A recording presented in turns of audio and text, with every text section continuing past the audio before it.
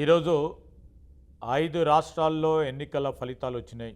దేశ రాజకీయాల్లోనే ఒక స్పష్టమైన సందేశాన్ని ప్రజలందరూ కూడా ఇవ్వటం జరిగింది. దాంట్లో ప్రధానంగా అధికారంలో ఉన్నా లేకున్నా కాంగ్రెస్ ఎప్పుడు రాజ్యాంగ విలువల కోసమే పోరాడుతుందని, కేరళంలో విజయం సాధించడం కాంగ్రెస్ పార్టీకి సంబంధించిన విలువలతో కూడుకున్న గెలుపు. అదే కేరళంలోని ప్రజలందరూ కూడా ఒక తాటిపైకి వచ్చి భారీ మెజారిటీనిచ్చి మా నాయకులు మల్లికార్జున్ ఖర్గే గారి నాయకత్వంలో, మా యువ నాయకులు రాహుల్ గాంధీ గారి నేతృత్వంలో కేరళంలో కాంగ్రెస్ పార్టీని పెద్ద మెజారిటీతోని ఇచ్చి గెలవచ్చడం మా అందరికీ కూడా ఒక స్ఫూర్తిదాయకమైంది. కేరళలో జరిగిన ఎన్నికలు ఎక్కడ కూడా ఆ రాష్ట్ర ప్రజలు విద్వేషాలకు తావివ్వకుండా ప్రజాస్వామ్యవాదులను కాపాడుకోవాలని, విలువలతో కూడుకున్న రాజకీయాన్ని ముందు పెడతా ఉన్న కాంగ్రెస్ యూడిఎఫ్ ఫ్రంట్ని మెజారిటీ ఇవ్వాలని చూపెట్టిన ఫలితం ఈరోజు దేశవ్యాప్తంగా కూడా ఒక ఆదర్శనీయమైంది. యావత్తు ఈ 5 రాష్ట్రాలకు సంబంధించిన మా కాంగ్రెస్ పార్టీ శ్రేణులు అధికారం ఉన్నా లేకున్నా ఈరోజు రాజ్యాంగ విలువలను కాపాడుకోవాలని సుదీర్ఘమైన పోరాట ఫలితం భాగంలో కేరళంలో కూడా దిగ్విజయంగా ముందుకు వెళ్ళటం కూడా జరిగింది. గెలిచిన ప్రతి చోట బాధ్యతగా పనిచేసే చరిత్ర మాది. కేవలం అధికారం గురించి విద్వేషాలకు, రచ్చ రాజకీయాలకి తావునివ్వొద్దని మా రాహుల్ గాంధీ గారు ప్రజలు కోరినప్పుడు, ప్రజలు ఆకాంక్షించినప్పుడు, ప్రజలు మార్పు కోరినప్పుడు ఏ విలువలతో కూడుకున్న కాంగ్రెస్ పార్టీ సిద్ధాంతాన్ని ముందుకు తీసుకెళ్లాలనే ప్రయత్నం చేస్తూ ఉన్నారో మరొక్క మారు కేరళంలో ఉన్న ప్రజలందరూ కూడా రాహుల్ గాంధీ గారిని, ప్రియాంక గాంధీ గారిని, ఖర్గే గారిని, కేసీ వేణుగోపాల్ గారి నాయకత్వంలో ఈరోజు మేము పెద్ద మెజార్టీతో గెలిపోస్తూ ఉన్నాం. ముఖ్యమంత్రి రేవంత్ రెడ్డి గారు, ప్రదేశ్ కాంగ్రెస్ కమిటీ అధ్యక్షులు మహేష్ కుమార్ గౌడ్ గారి నేతృత్వంలో మేము కానీ, మా సహచరులు, మరి ప్రభాకర్ గారు కానీ, ఇతర సహచర మంత్రివర్గ సోదరులు, చాలామంది శాసనసభ్యులు కేరళంలో ఎన్నికల్లో పాల్గొని ఈరోజు కేరళంకు సంబంధించిన ఎన్నికల ప్రచార భాగంలో రాహుల్ గాంధీ గారి నేతృత్వంలో కాంగ్రెస్ పార్టీ రాబోయే 5 సంవత్సరాలు ప్రజలకు చేరువలో ఏ విధమైన అంశాలను ముందుకు తీసుకెళ్లే ప్రయత్నం చేయాలనో ప్రజలకు తెలియజేశాం. వారు ఈరోజు ఆశీర్వదించారు కాంగ్రెస్ పార్టీని. ఆ ఆశీర్వాదంతో వారు ఇచ్చిన ఒక స్ఫూర్తిదాయకమైన గెలుపు యావత్ కాంగ్రెస్ పార్టీ, మొత్తం భారతదేశానికి సంబంధించిన కాంగ్రెస్ పార్టీ శ్రేణులకు ఒక ఉత్తేజాన్ని ఇచ్చింది. ఇది మా గెలుపుకు ఆరంభం. ఎప్పుడు తెలంగాణ రాష్ట్రంలో కూడా ఎన్నికలు వచ్చినప్పుడు ఇదే విధంగా, ఇదే స్ఫూర్తితో తెలంగాణ రాష్ట్రంలో మరొక్క మారు మా పిసిసి అధ్యక్షులు, ముఖ్యమంత్రి గారి నేతృత్వంలో మరొక్క మారు కాంగ్రెస్ పార్టీ తెలంగాణలో కూడా విజయం సాధించడం జరుగుతుంది. రెండో మారు కూడా కాంగ్రెస్ పార్టీ ఇక్కడ జెండా ఎగరవేయటం జరుగుతుందని తెలియజేస్తూ కేరళంలోని రాష్ట్ర ప్రజలందరికీ, ఇక్కడున్న కాంగ్రెస్ శ్రేణులందరి తరఫున మరి హృదయపూర్వకంగా మా పార్టీని మీరందరూ కూడా ఆశీర్వదించినందుకు హృదయపూర్వకంగా వారికి కృతజ్ఞతలు, ధన్యవాదాలు తెలియజేస్తున్నాం.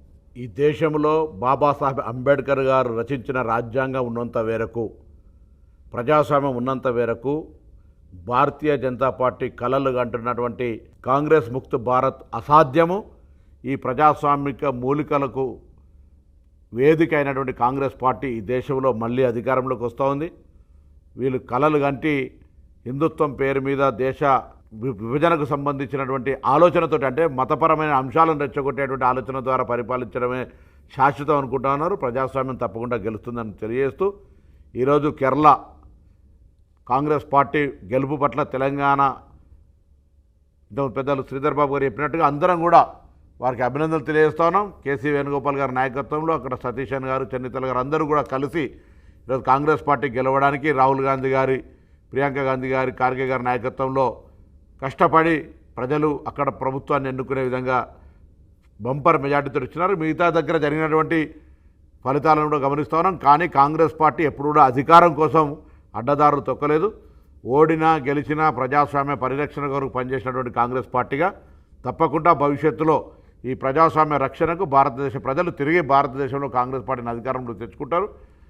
అదే మాదిరిగా తెలంగాణలో కూడా ఈరోజు అనేక కార్యక్రమాలు ముఖ్యమంత్రి రేవంత్ రెడ్డి గారి నాయకత్వంలో జరుగుతూనే తప్పకుండా కాంగ్రెస్ పార్టీ ప్రజల ఆశీర్వచన మేరకు భవిష్యత్తులో కూడా ఇంకా మరింత సేవా కార్యక్రమాలు మిగతా ప్రజా పరిపాలన కార్యక్రమాలు తీసుకొని తిరిగి ఇక్కడ కాంగ్రెస్ పార్టీకి సంబంధించి ముందుకు తీసుకోతారు. ఇక్కడ భారతీయ జనతా పార్టీకి అవకాశం లేదు. భారతీయ జనతా పార్టీ తెలంగాణ పట్ల, తెలంగాణ ఏర్పాటు పట్ల, తెలంగాణ విభజనను అవహేళన చేసినటువంటి వాళ్ళకు, తెలంగాణకు నిధులు తేవడంలో నిర్లక్ష్యము వివక్ష వహించేటువంటి వాళ్ళకు ఇక్కడ తెలంగాణలో స్థానం లేదు అనేది అనేక ఎన్నికలు మొన్నటి స్థానిక సంస్థలు కూడా నిదర్శనమైంది. కాబట్టి పగటి కళలు కన్నడానికి పరిమితంగా అంటే భారతీయ జనతా పార్టీ నాయకుల ప్రకటనలు చూస్తే నవ్వొస్తూ ఉంది. వాళ్ళకు ఆ కళల యొక్క వాళ్ళ యొక్క మాటలను అర్థం చూస్తే ఈ సందర్భంగా కేరళలో కాంగ్రెస్ పార్టీ ఆధ్వర్యంలో అద్భుతమైన విజయం సాధించింది యూడిఎఫ్. 10 సంవత్సరాల తర్వాత కేరళలో కాంగ్రెస్ పార్టీ అధికారంలోకి రావడం, కాంగ్రెస్ పార్టీ పక్షాన తెలంగాణ గౌరవ ముఖ్యమంత్రి శ్రీ రేవంత్ రెడ్డి గారు 3 రోజుల ప్రచార సరళి ఎన్నికల సభలో పాల్గొనడం, కేరళలో ఉన్నటువంటి సిపిఎం పార్టీ పైన, అక్కడ సీఎం విజయన్ పైన వారు చేసినటువంటి రాజకీయపరమైనటువంటి విమర్శలు, వారి హయాంలో వెనుకబడిపోయినటువంటి అంశాన్ని చెప్పే ప్రజలకు ప్రయత్నం చేసినటువంటి సందర్భంలో విజయన్ గారికి ఓ బహిరంగ లేఖను కాంగ్రెస్ పార్టీ ప్రజల పక్షాన, వారి మాటల్లో విజయన్ ఎక్స్పైరీ అయిపోయినటువంటి ట్యాబ్లెట్తోని సమానం, ఆయన శక మూసిందని చెప్పినటువంటి ప్రసంగాలతో ఓరెత్తిచ్చినప్పుడు కేరళ కాంగ్రెస్ పార్టీ నాయకుల్లో నూతన ఉత్సాహం వచ్చి ప్రజల్లో కూడా ఒక ఆలోచన వచ్చి ఈరోజు రేవంత్ రెడ్డి గారు 3 రోజులు కేరళలో విస్తృతంగా పర్యటన చేసి రోడ్డు షోల ద్వారా, బహిరంగ సభ ద్వారా పదునైన మాటలతో తన ఆలోచన ధోరణితోటి ప్రజలను చైతన్యవంతం చేయడం వల్ల కాంగ్రెస్ పార్టీ పట్ల వారు ప్రచారం చేసిన ప్రతి ప్రాంతంలో కూడా కాంగ్రెస్ పార్టీ గెలిచినటువంటి సందర్భం గుర్తు చేస్తూ ఈరోజు కాంగ్రెస్ పార్టీలో ప్రజాదరణ కలిగిన నేతల్లో ప్రధానంగా రాహుల్ గాంధీ గారు, ప్రియాంక గాంధీ గారు, శ్రీమతి సోనియా గాంధీ గారు, తదుపరి ఈరోజు రేవంత్ రెడ్డి గారు కూడా అత్యంత ప్రజాదరణ కలిగిన నేతగా కాంగ్రెస్ పార్టీలో ఎదుగుతున్నటువంటి సందర్భాన్ని మనం గుర్తు చేసుకోవాల్సినటువంటి అంశాన్ని ఈ సందర్భంగా చెబుతూ కేరళలో కూడా మంచి క్రేజు ఉన్నటువంటి సందర్భంలో వారు మాట్లాడిన ప్రతి మాటకు అక్కడ కూడా ప్రజల నుంచి చక్కటి స్పందన వచ్చినటువంటి పరిస్థితిని బట్టి ఈరోజు రాబో రోజుల్లో కూడా రేవంత్ రెడ్డి గారి ఆలోచన ధోరణి ఇందిరమ్మ రాజ్యం ప్రజాపాలనలో తిరిగి రెండోసారి తెలంగాణలో కాంగ్రెస్ పార్టీ ప్రభుత్వం అధికారులకు వస్తుందనే ఒక ధీమాని సందర్భంగా వ్యక్తం చేస్తూ మరి రాబో రోజుల్లో దేశవ్యాప్తంగా కూడా ప్రజల ఆలోచన, ప్రజలు దక్షిణ భారతదేశంలో ఇప్పటికే తెలంగాణలో, కర్ణాటకలో, ఇదే కేరళలో కూడా 3 రాష్ట్రాల్లో ఈరోజు కాంగ్రెస్ పార్టీ అధికారంలోకి రావడం, తద్వారా దక్షిణాది నుంచే విజయ దుందుబి వచ్చేటువంటి లోక్సభ ఎన్నికల్లో రాహుల్ గాంధీ గారు ప్రధానమంత్రి అయ్యే విధంగా నిర్ణయం ప్రజలు తీసుకుంటారని చెప్పిన ఒక భావన సందర్భంగా వ్యక్తం చేస్తా ఉన్నాను. కేరళం విజయంలో మన సీఎం రేవంత్ రెడ్డి గారి యొక్క వ్యూహాలు కేరళ యూడిఎఫ్ ప్రభుత్వం ఏర్పడడంలో చాలా క్రియాశీలకంగా ఉన్నది. నేరుగా ఆ రాష్ట్ర ముఖ్యమంత్రిని నీ సమయం అయిపోయింది వెళ్ళిపో అని చెప్పి ప్రచారంలో కంటిన్యూస్గా తను చేసిన విధానం పెద్ద ఎత్తున దేశం యొక్క అటెన్షన్ని ఎలా ఒకవైపుగా తిప్పిన సందర్భం.